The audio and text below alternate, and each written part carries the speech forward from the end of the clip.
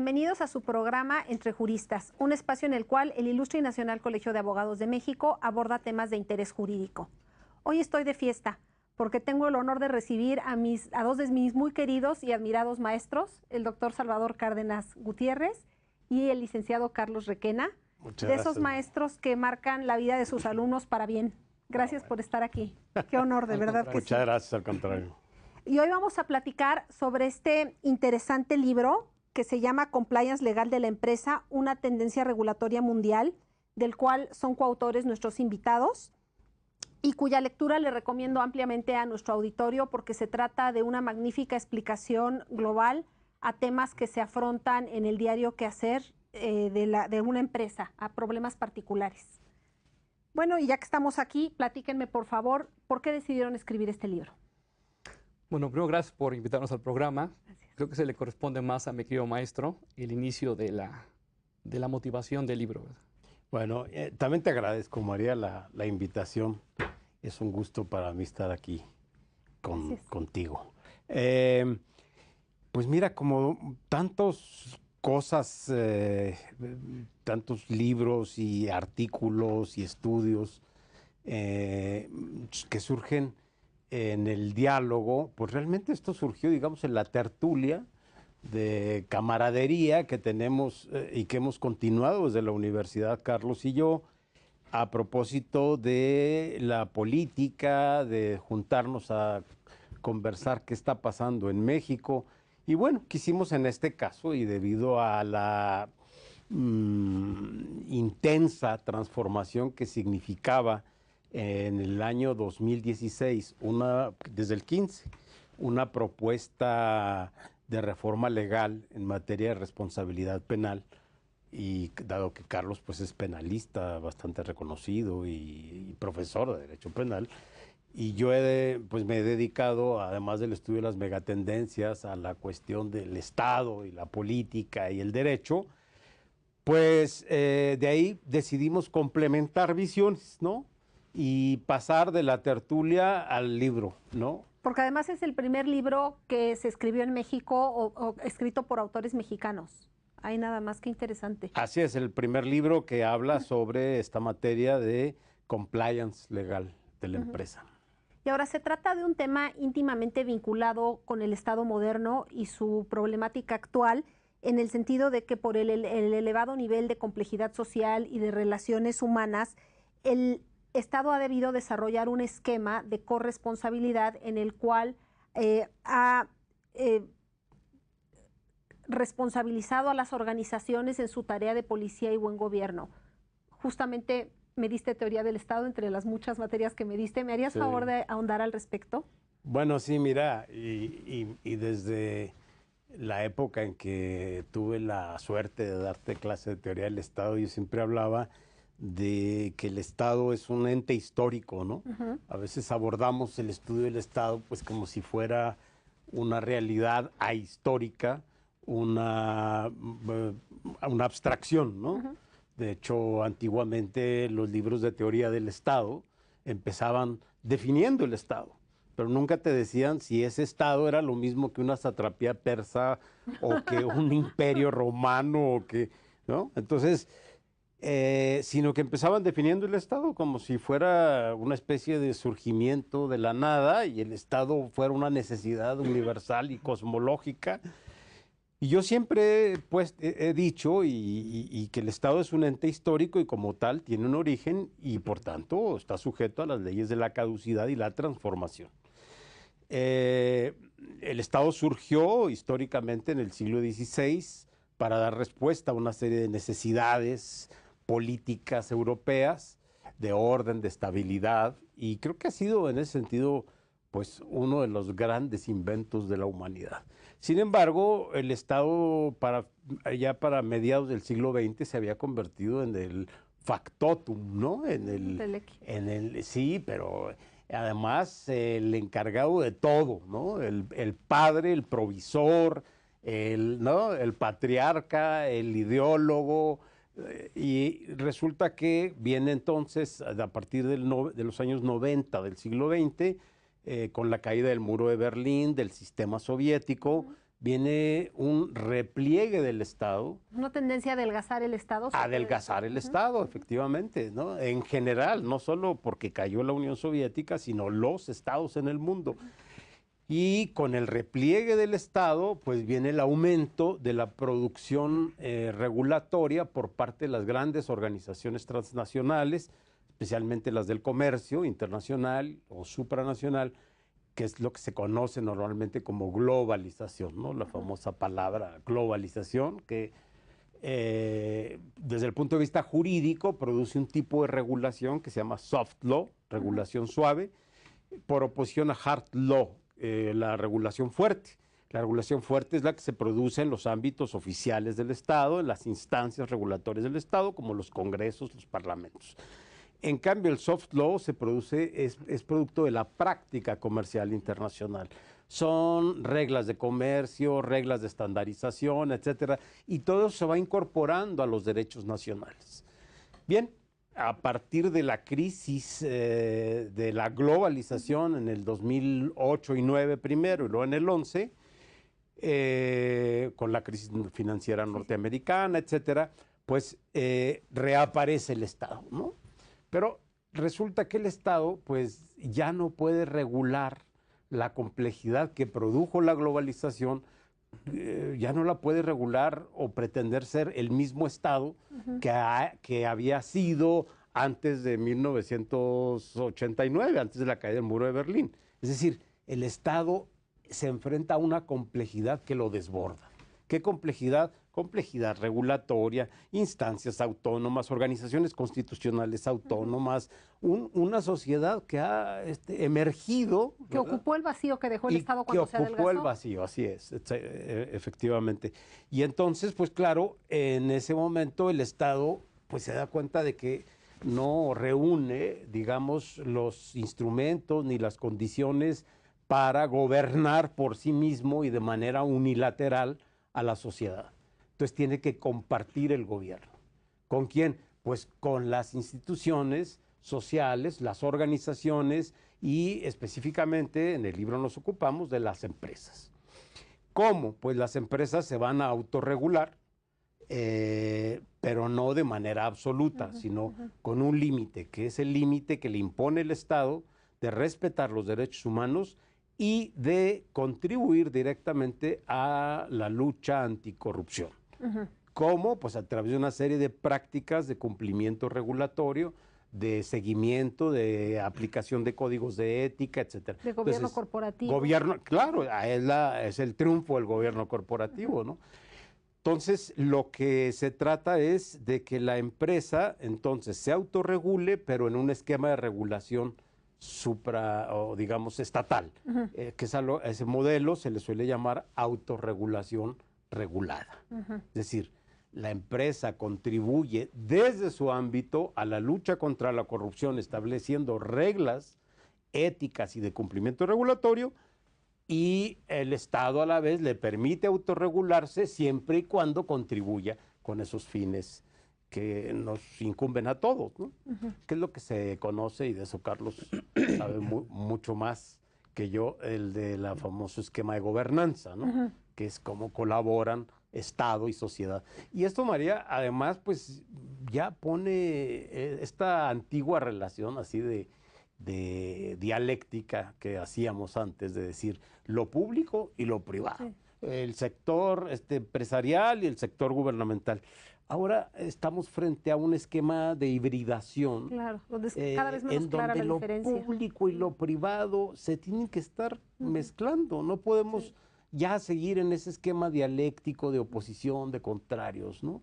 Sino tenemos que asumir esa complejidad, y es precisamente ahí, en esa complejidad, en ese esquema híbrido en el que colaboran lo público y lo privado, el Estado y la empresa, donde se desarrolla este esquema o modelo de compliance. Ahora, ¿por qué lo llamaron, incluso en el título del libro, compliance en inglés? Mira, en realidad nuestro criterio es que compliance, como concepto anglosajón, no tiene una traducción exacta, fidedigna al castellano.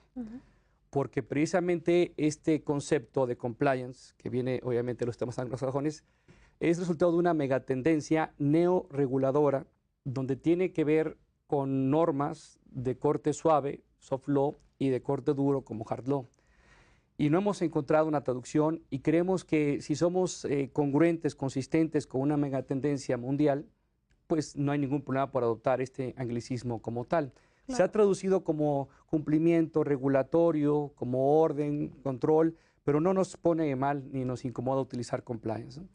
Aquí lo interesante es que ya en el mundo parecería que el derecho tiene en su mira no solamente a la persona física como sujeto de regulación legal, sino ahora esta ficción del derecho, que es la persona jurídica, le estamos sumando un complejo sistema regulatorio internacional o nacional en sus múltiples capas de responsabilidad legal, como puede ser la responsabilidad civil, la administrativa, la de competencia económica, la de protección de datos, la anticorrupción y ahora la penal.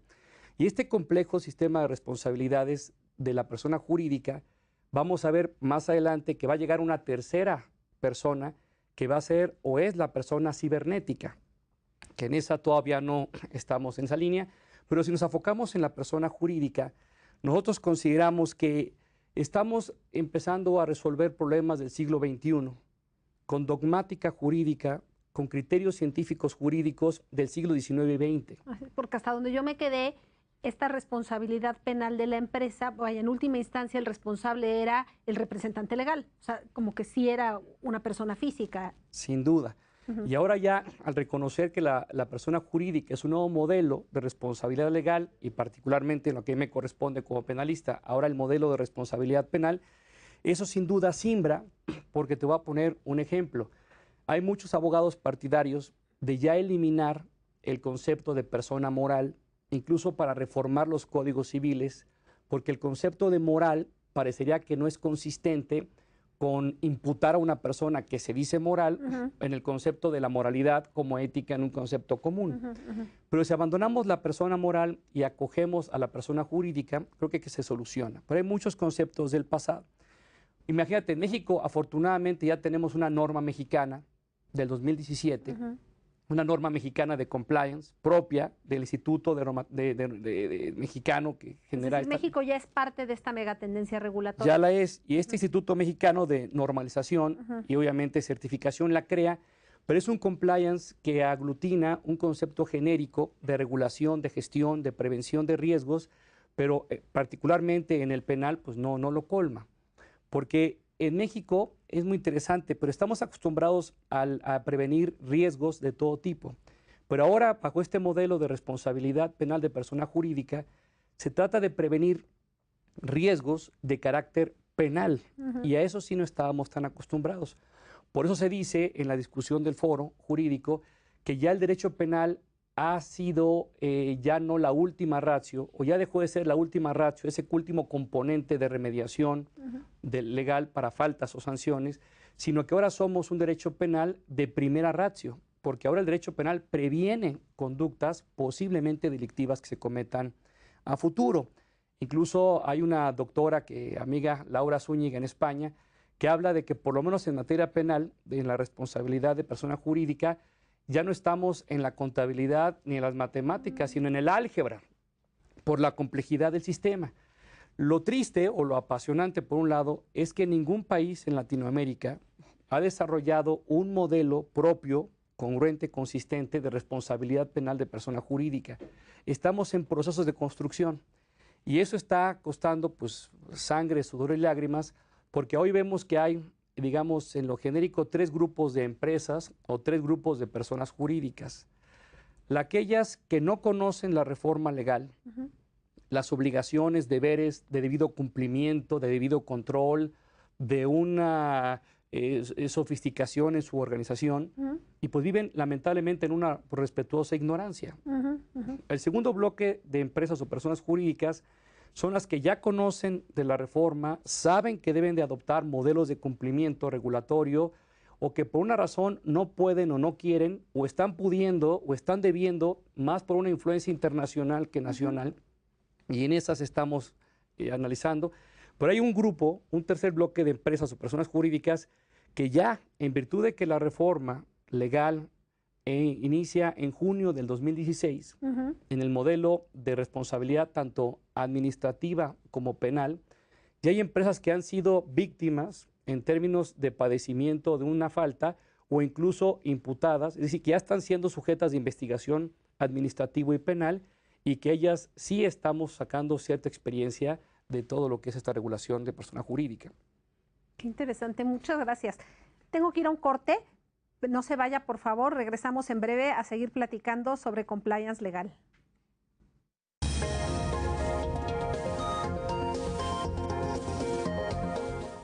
Estamos de regreso en su programa Entre Juristas. Los invito a contactarnos a través de nuestro correo electrónico y de nuestras redes sociales. Nos interesa escuchar su opinión y conocer sus sugerencias. Antes de irnos a corte, le había yo preguntado a Carlos sobre por qué el término de compliance en inglés, ya me lo aclaraba él, pero quiero escucharlo también de ti. Sí, quería nada más acotando lo que dice Carlos, porque cuando hemos expuesto el tema ante públicos distintos, casi es obligado que me pregunten a mí o a Carlos, pero ¿por qué compliance? ¿Por qué no buscan un término en castellano, una especie así como de nacionalismo lingüístico, ¿no? Y yo les digo, bueno, es que no existe, porque si lo traducimos literalmente es cumplimiento regulatorio, ¿no? O cumplimiento legal. Pero cumplir es una palabra que se queda muy corta para definir los alcances que tiene un sistema tan complejo como el compliance. No hemos encontrado una palabra, desde luego que si alguien sugiere una palabra novedosa en castellano, pero además a mí me parece que los idiomas son así, ¿no? Claro. Dinámicos y que se van incorporando palabras, lo comentábamos tú y yo hace un momento respecto al joint venture, por ejemplo, ¿no?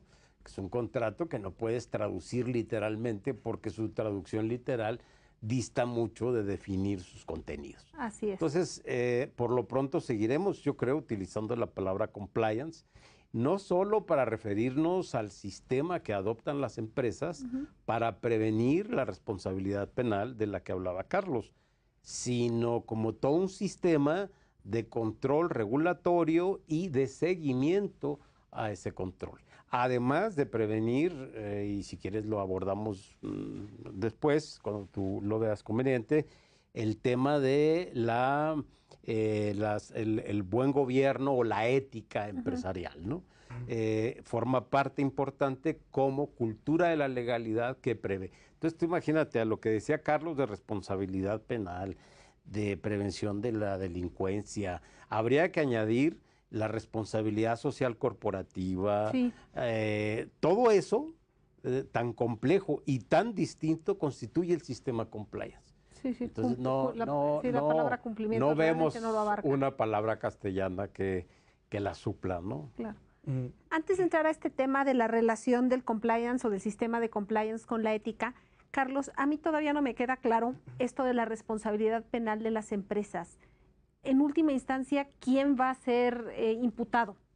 Mira, en México tenemos lamentablemente una crisis legislativa, que eso seguramente será materia de litigios en breve, porque tenemos un Código Nacional de Procedimientos Penales, que es un organismo normativo, procesal, que nos da un capítulo que ahorita vamos a explicar de qué se entiende por la responsabilidad penal de las personas jurídicas.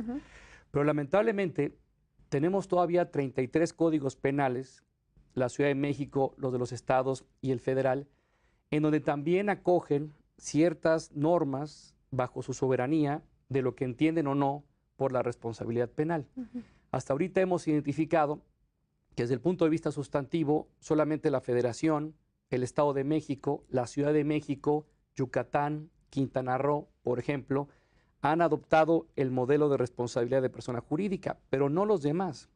Luego entonces la planta productiva empresarial, porque también hay que distinguir que estamos hablando de una criminalidad o que es de empresa cuando las empresas son exprofesamente creadas para delinquir, como empresas que lavan dinero, empresas que...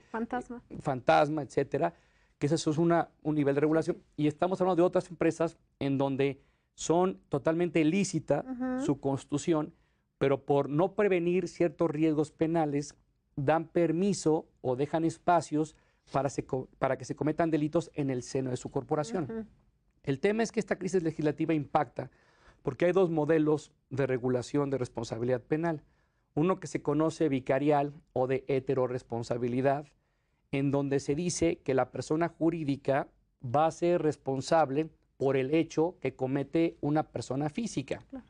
Ese sistema, en el cual no compartimos, viola el principio de culpabilidad, porque en principio nadie podría ser responsable de un hecho ajeno, sino solamente de un hecho propio. Pero también, en el caso federal, retoma otro modelo que se llama de autorresponsabilidad, donde sí se distingue que la persona jurídica va a ser responsable de un hecho propio, con independencia del delito que cometa la persona física. Y más o menos el modelo de autorresponsabilidad, que es la tendencia regulatoria hacia donde Latinoamérica se está volcando, implica que cuando una persona física, un integrante de una corporación, de una organización, cometa un delito de persona física, si ese delito lo cometió en beneficio de la corporación, en nombre de la corporación o con algún medio dado por la propia empresa, por la corporación, y además se demuestra que ese delito de persona física, del empleado, del representante, lo hizo en un contexto de indebido control organizacional porque la corporación, la empresa, no tuvo las medidas para prevenir, controlar, supervisar o vigilar que no se cometiera esa falta, ese delito. Fue omisa en implementar este sistema de compliance. De prevención de compliance penal. Entonces sí, pudieses tener, vamos a decirlo, dos sistemas de responsabilidad en paralelo.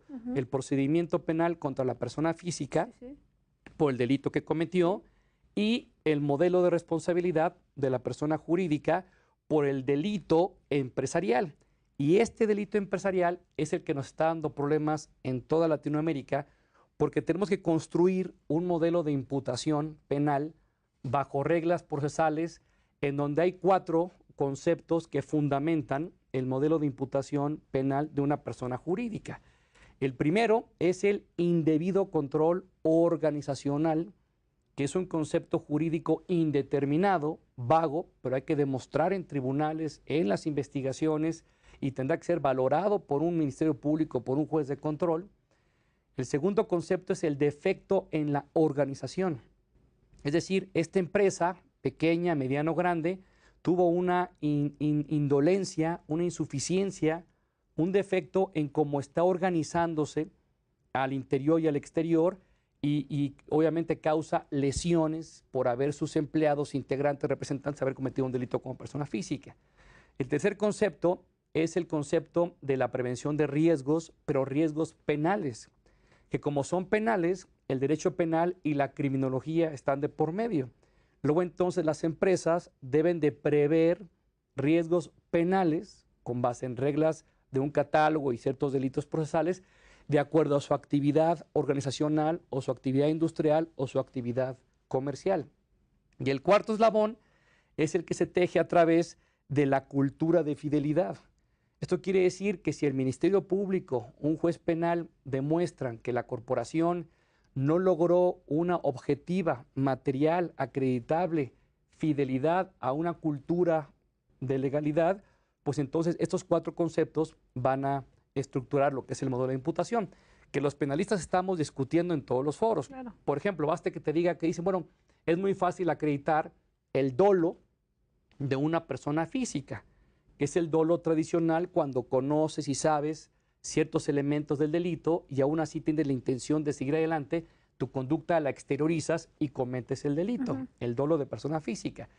Y ahora estamos hablando del dolo a nivel organizacional, el dolo de persona jurídica. Muy difícil de definir. Pero lo estamos estructurando que es el conocimiento o las decisiones de la suma de sus organismos de decisión de acuerdo a la naturaleza de su gobierno corporativo, si es una pequeña, mediana o gran empresa.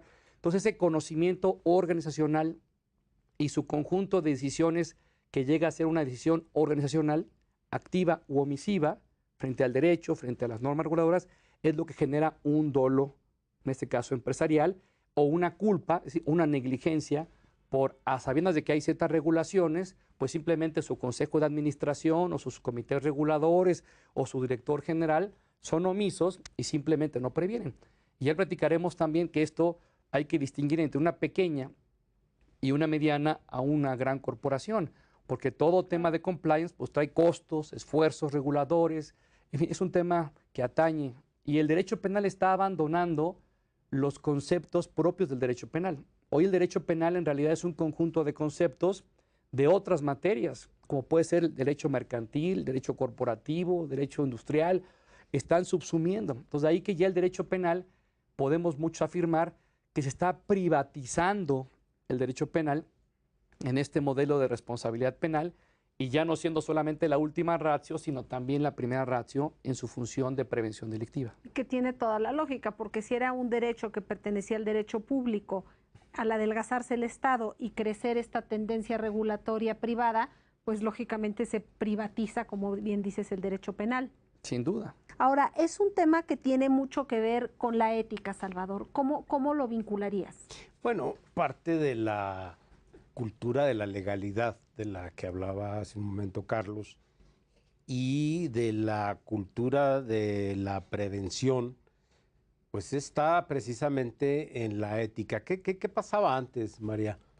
Las empresas y las organizaciones utilizaban la bandera ética más como bandera, ¿verdad? Y como recurso hasta incluso propagandístico.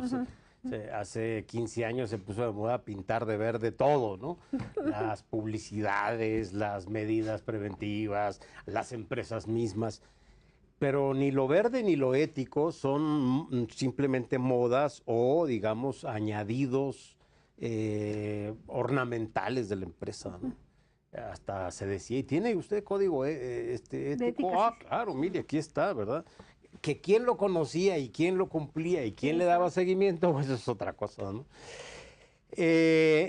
Hoy día la ética o la cultura de la prevención a través de mejores prácticas, pues cobra digamos, un sentido real. Porque la idea no es importar del mundo ético, aristotélico, no sé, filosófico, ¿verdad? Reglas éticas para aplicarlas a la empresa, sino entender la lógica de cada empresa y a partir de la lógica funcional, organizacional, incluso de lo que producen, de los procesos de producción, a partir de eso crear las reglas de prevención. Debe ser una ética personalizada, ¿no? Personalizada, por decirte algo. Aunque basada en principios generales, evidentemente. Sí, evidentemente, y de deberes y tal. Pero por decirte algo, existe una ética relacionada con la empresa restaurantera. ¿Qué tiene que ver? Pues directamente con el procesamiento de alimentos, la higiene, etcétera. Y no puedes tomar un código modelo de ética y aplicarlo lo mismo a un restaurante que a una empresa productora de autos, ¿no? ¿Por qué? Porque los procesos, etcétera, tienen deberes distintos. Entonces la ética en ese sentido ya no es una ética, insisto, importada, artificial, sino salida de la actividad misma de la empresa. Sí, del quehacer diario. Y claro, el que necesita hacer esta lectura y esta interpretación normativa, pues debe saber, desde luego, los principios generales de la ética, a partir de un concepto de persona, de derechos humanos, etcétera. Pero eso unido o como, digamos, pala que recoge la realidad organizacional, ¿no? No como se hacía antes, te digo, ¿no? Como importar algo y luego una ética era muy postiza, ¿no? Y te voy a decir una cosa, cuando la ética se vuelve tan postiza y tan artificial en una organización, hay un principio del derecho que dice sumum jus summa injuria, ¿no? Demasiado alto el listón del cumplimiento ético y del cumplimiento normativo, lo que produce es lo contrario, no una elevación del nivel ético ni de la cultura de la legalidad, sino mayor infracciones. Mayor número de infracciones, mayor corrupción. Claro. ¿No? Sí, en cambio, si yo hago una regla a la medida de las posibilidades reales de cada organización, hago una regla que se pueda cumplir. Que se pueda cumplir con un esfuerzo pues aceptable. Aceptable y que además está perfectamente incorporado al diario quehacer, ¿no? Ujú. Porque, insisto, el plantear en un código ético de un restaurante las normas de higiene para la elaboración de alimentos, pues no es algo tan ajeno, ¿no? Pues es algo que el cocinero, el chef, los que participan ahí sabrán, es parte de su actividad. Por tanto, el código de ética no debe contener, digamos, deberes solamente generales, como se hacía antes, sino ahora debe contener deberes muy precisos que incluso pueden llegar a ser en un momento dado atenuante de la pena en caso de responsabilidad penal, y esto Carlos lo podría explicar mejor, o incluso eximente de responsabilidad. Ya en algunos países, si tú demuestras que tienes un código de buenas prácticas, vamos a suponer el caso que ponía Carlos hace unos días en alguna conferencia, cosa que sucedió, un cocinero se equivocó y en vez de servir un aderezo, sirvió un aceite quemado de una máquina que estaba depositado en un vasito que se usaba para... Se veía igual. Sí, que se veía igual, ¿no? Y entonces, claro, si tú demuestras que le habías dado cursos, entre otras cosas, Sí. cursos de ética en materia de servicio, de responsabilidad personal en el quehacer, de atención, incluso de mindfulness, que le llaman, atención plena en el cumplimiento del trabajo para estar en el aquí y el ahora. Y tú demuestras que eso está contenido en tu código y que además le diste 2 cursos de seguimiento sobre ese código, entonces si se comete el delito, la empresa puede llegar a ser considerada como, incluso, esto que lo diga Carlos, como la pueden absolver incluso, ¿no? Sí, exactamente. Tú has dicho que este debido control organizacional al que obliga la ley a las empresas se convierte en evidencia o en medio de prueba en la defensa en el caso de que la empresa llegara a ser investigada o incluso responsabilizada.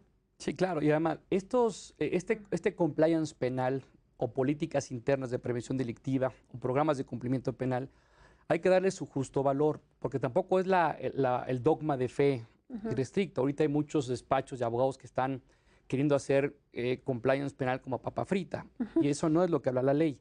Aquí lo que se trata es que haya un cumplimiento eficaz, y por eficaz es que sea real y que las cosas sucedan.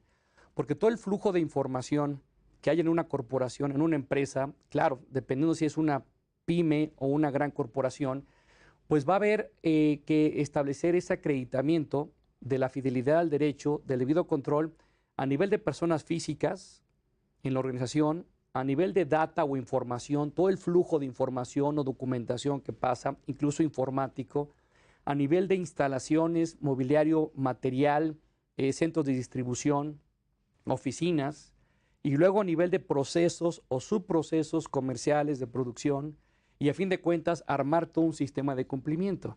Por eso es importante que no solamente el programa de cumplimiento compliance penal no es que en automático sea un eximente o un atenuante. Tendrá el Ministerio Público que investigar y demostrar que sí es efectivo, Salvador, ¿no? Demostrar que sí se cumplió. Absolutamente, ¿no? Incluso también no nos hemos puesto de acuerdo de si los requisitos para un compliance penal o un programa de cumplimiento penal o política interna de prevención delictiva tienen que estar establecidos en la ley. Pareciera que la ley dura nos tendría que dar unos lineamientos mínimos, pero tiene que ser el mercado y las regulaciones las que establezcan la propia naturaleza de protección. Justo por lo que decía Salvador, porque lo tienes que adecuar a cada tipo de empresa. Exactamente. Entonces ahora, como estamos hablando de delitos, pues realmente casi no hay ninguna materia en el mundo que escape a una posible regulación criminal. De ahí te pongo un ejemplo. Ahorita se está debatiendo si en las empresas tiene que haber órganos de control interno. Si hace una pyme o una gran corporación, un órgano interno de control. Pero ese órgano interno, la pregunta es qué tanta autonomía de gestión tiene respecto de la dirección general o respecto de la asamblea de socios. Y esto implica, bueno, ¿a qué te refieres? Bueno, ¿quién le paga para empezar? porque generalmente muchos directores pues no les gusta que haya un órgano contralor con ciertas características de autonomía para cuestionar sus propias decisiones. Entonces quiere decir que está mutándose toda una gama de derecho corporativo, de gobierno corporativo, y ojo, el programa de cumplimiento compliance penal esencialmente es para las empresas medianas y grandes que tienen la capacidad o la sofisticación de su complejidad interna. Pero las pymes o las pequeñas, en realidad ellas no están con la obligación de adquirir un programa robusto, sino simplemente que demuestren la eficacia a su nivel primario del cumplimiento frente al derecho, ¿no? Muchas gracias. Tengo que ir a un corte. No se vaya, regreso rapidísimo. Gracias.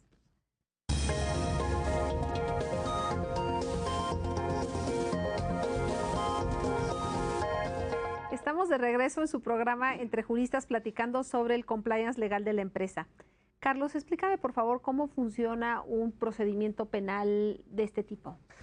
Miren, en la práctica, el tema es que nadie nos ha enseñado, y no está muy claro, ni siquiera cómo hacer una querella o una denuncia contra una persona jurídica bajo el modelo de imputación. Lo lógico sería que primero se tendría que investigar si existe el delito de persona física y si en ese contexto surge el indebido control, entonces luego ir.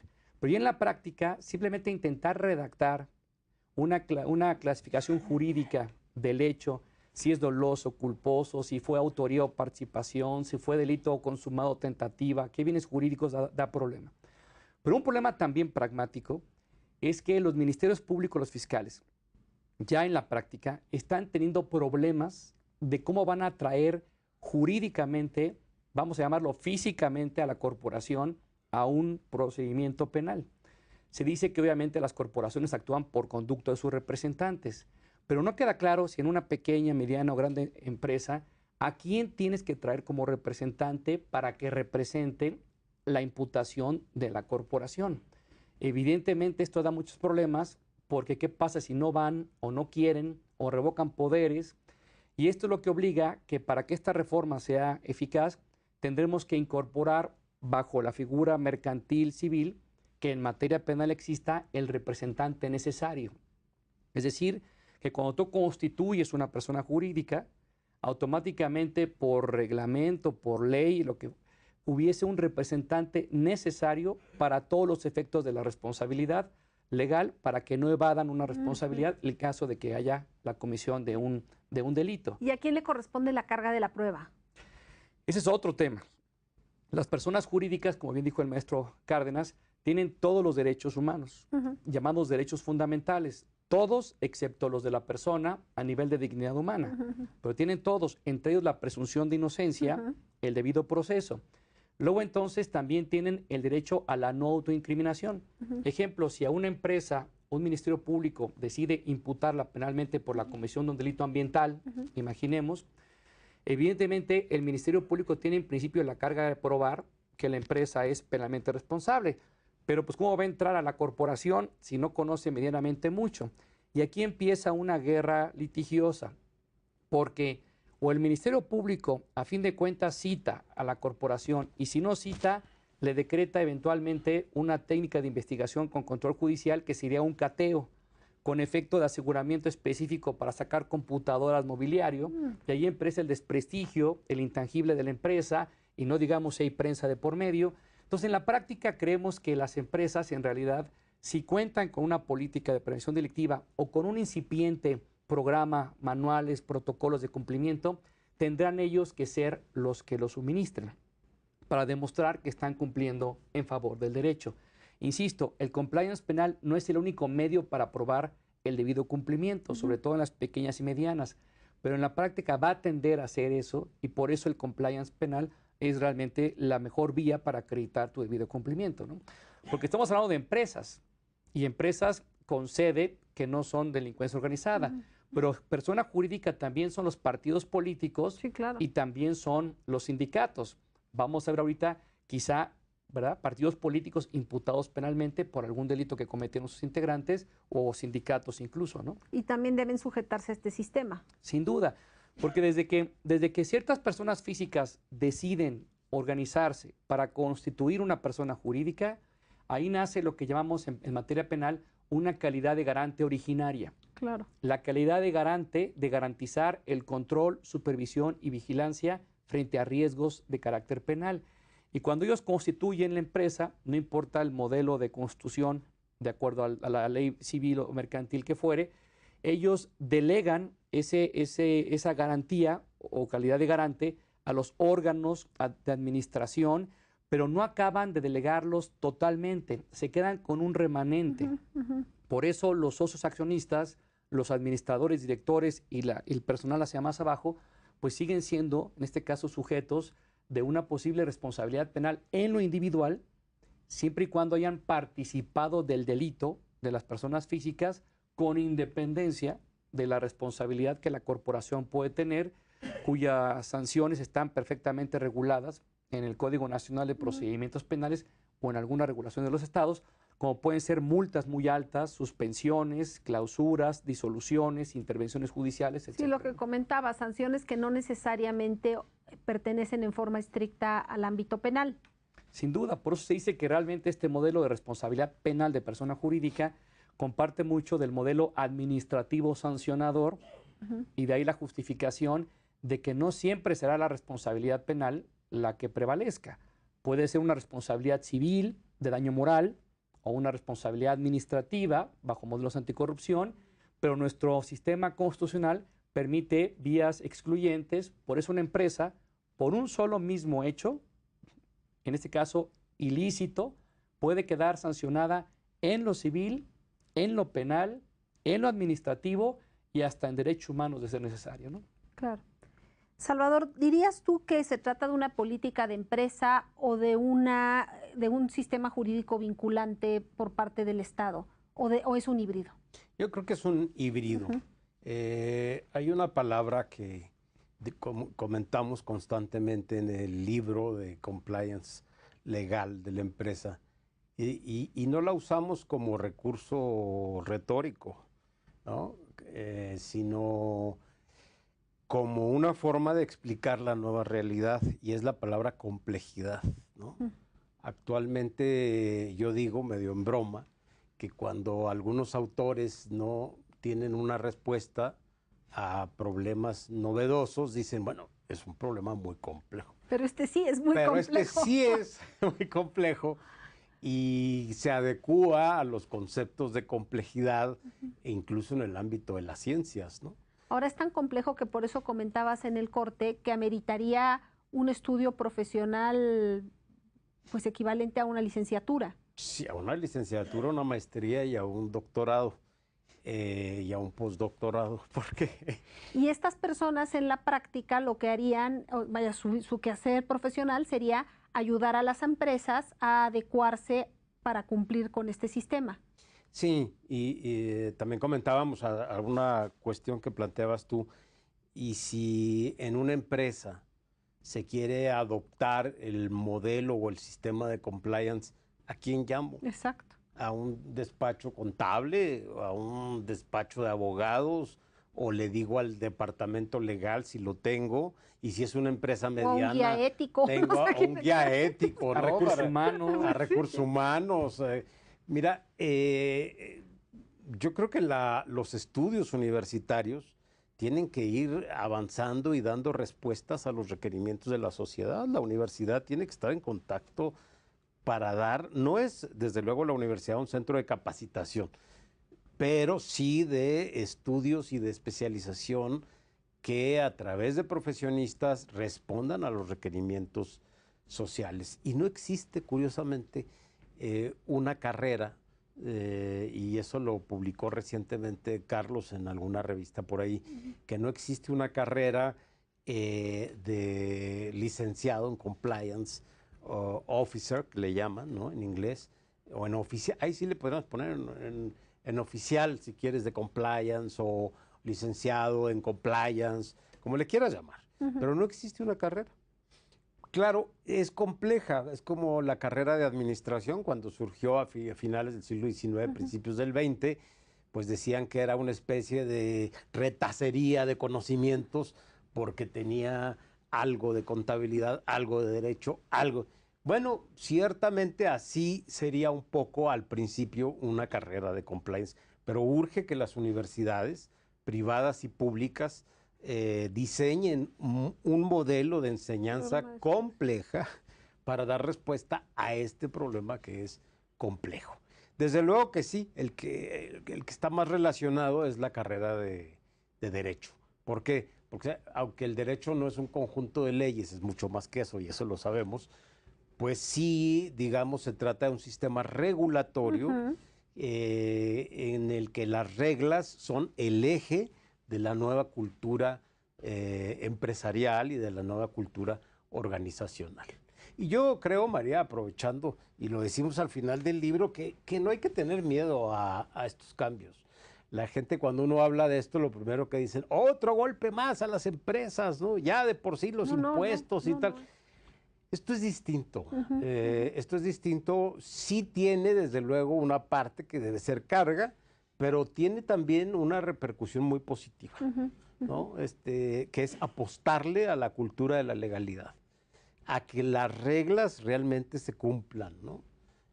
A que vivamos en una sociedad donde si la organización tiene reglas, no son reglas de decoración, reglas de maquillaje, son reglas para cumplirse y tienen una utilidad, no solo de prevención de responsabilidad penal, que eso sería más bien como negativo.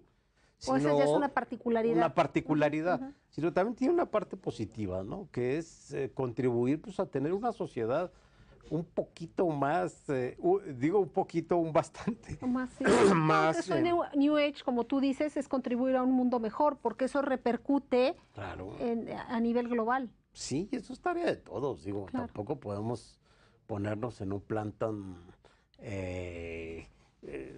como decía al principio, tan de ruptura o separación entre lo público y lo privado.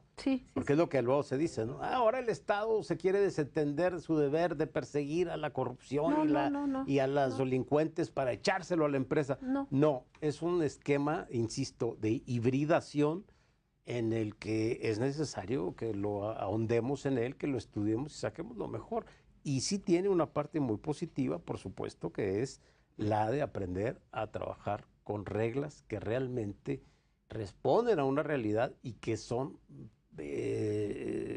reglas que se pueden cumplir, ¿no? Y si lo quieres simplificar mucho, se trata de que ahora los particulares cumplan con funciones que antes pertenecían al Estado y que ahora no puede hacerlo el Estado por lo complejo que es ahora la sociedad, pero además hay esta área de oportunidad de que cumplan adecuándolas a los distintos ámbitos, que no sean ya tan generales. Sí, y a mí no me gusta verlo así, pero si quieres verlo como do des, como decían los antiguos, doy para que des, pues la contraprestación es la autorregulación de la empresa, porque estas reglas de ética no le serán impuestas, ni tampoco las reglas de prevención, ni tampoco las reglas en materia anticorrupción.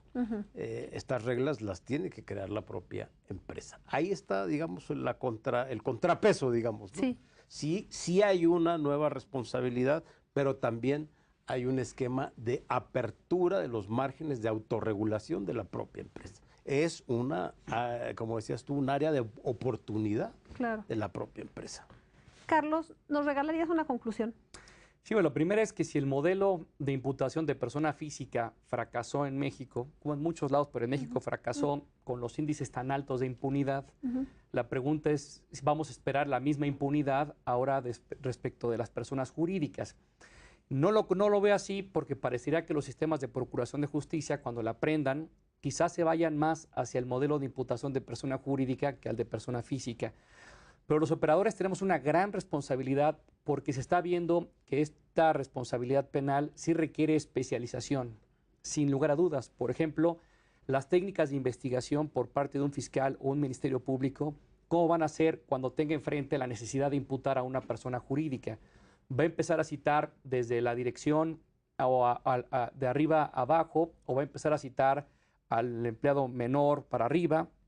Es decir, estamos hablando de procesos muy complejos al interior de una empresa y obviamente la carga de la prueba reversida o no revertida.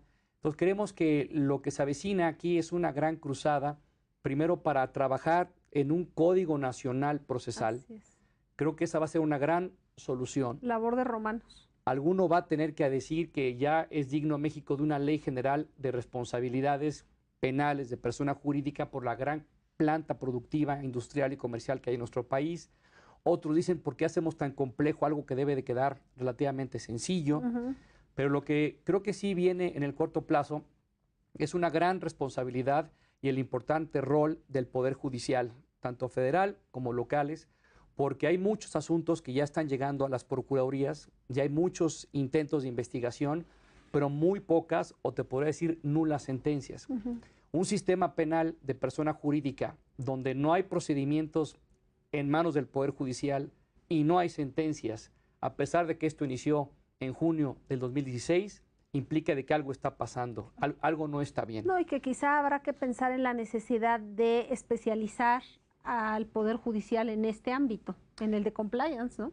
Y eventualmente desde el legislador, Claro. porque se requiere una gran Sí, contrarreforma para establecer todo ello, pero creo que sí en otros países el Poder Judicial está dando el toque final de las interpretaciones en todos estos conceptos jurídicos indeterminados que estamos dejándole a los particulares valorar en el ámbito privado, cuando a fin de cuentas todo compliance penal, recordemos, por pequeño o grande, va a ser sujeto de investigación o potencialmente sujeto de valoración en un procedimiento penal en caso de que se cometa un delito en el contexto de un indebido control organizacional en las empresas. Muchas gracias. Gracias por haber venido. Ojalá Gracias a que ti. me Gracias hagan a ti. el honor de venir a platicar de otros temas. Encantado. Muchas gracias. Pues después de este interesante programa habrá visto por qué le recomendé tanto la compra de este libro. Se lo recomiendo de verdad ampliamente y no deje de vernos en la siguiente emisión de Entre Juristas.